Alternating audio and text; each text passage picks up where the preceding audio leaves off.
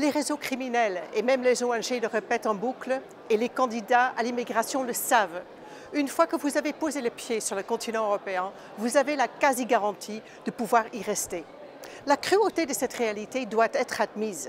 Le trafic d'êtres humains est très lucratif pour les organisateurs et tant que le candidat à l'immigration estime que le calcul bénéfice-risque d'un départ vers l'Europe reste en faveur de ces voyages périlleux et parfois mortels, ceux-ci perdureront.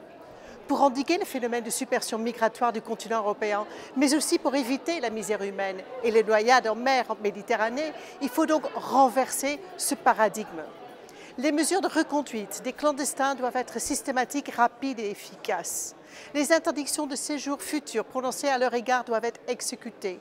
Les asilia, villes d'accueil pour personnes en besoin de protection internationale, doivent être construites en dehors du continent européen. Les campagnes d'information doivent avertir les populations dans les pays de départ sur les nouvelles dispositions et les risques à l'immigration. Suivons l'exemple de l'Australie, du Japon ou encore de notre proche voisin, le Danemark. Ils ont l'exemple même que quand la fermeté devient la norme, les flux incessants de clandestins se tariront.